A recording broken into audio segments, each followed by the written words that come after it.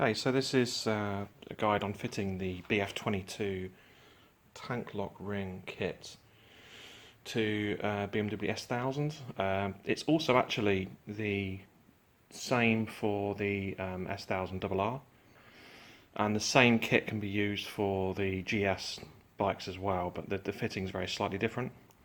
So this is going to enable me to fit my tank lock ring bag, which is the XS307, I think that is, which is pretty good size for certainly for the S1000s. I don't know whether for the GS you want something more of an angle on it, but certainly on the S1000 it fits fine.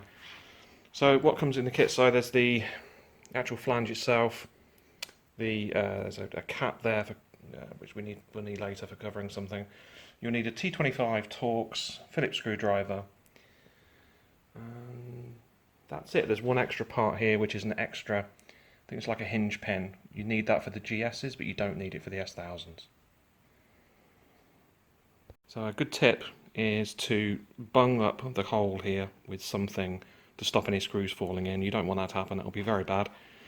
So we're going to be undoing these two screws here and those two screws there, and then that'll mean that this ring and the cap itself will all come off in one piece.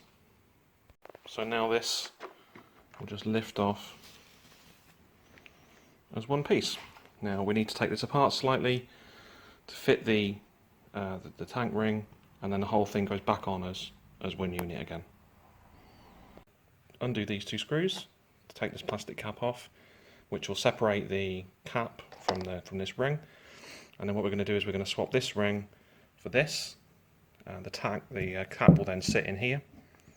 And then we put this unit back on the bike, and then this silver ring here becomes surplus. So now that this cover is off, we can take the cap away from the ring, and you can see it has this sliding pin in here. Now on the GS fitment of this, you'd need to replace that with the other pin that comes with the kit. But on the S1000 you can just leave this in.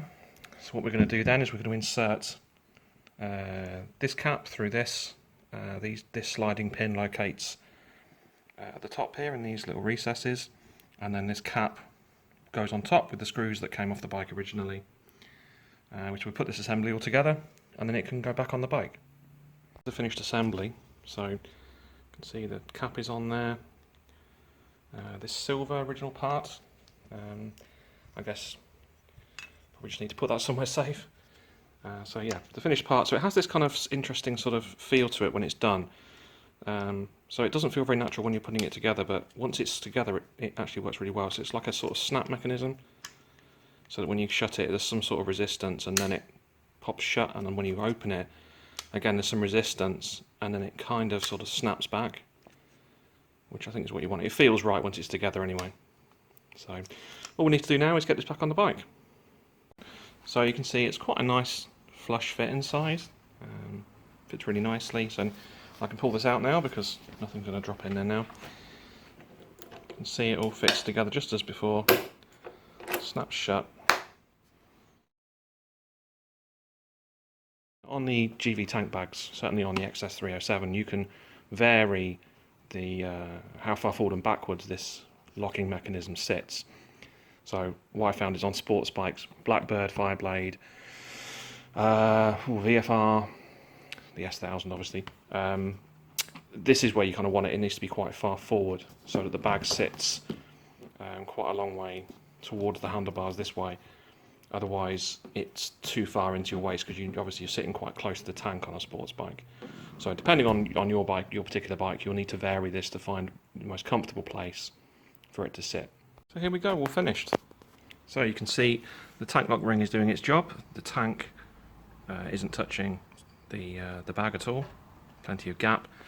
So it's sitting in just the right place, for me certainly. When I'm on the bike, I can sort of lean against this a little bit if I want to. If I just come back a bit, you'll see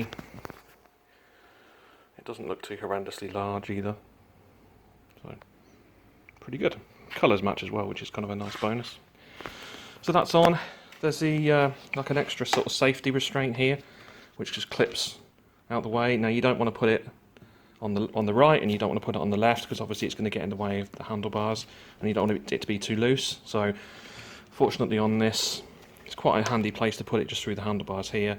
And then this excess, it does come with like an elastic, like a thick elastic band to hold this down, but it just, after a while they just break, so I just cable tied this out the way. So yeah, I hope that helps somebody out, and thanks for watching.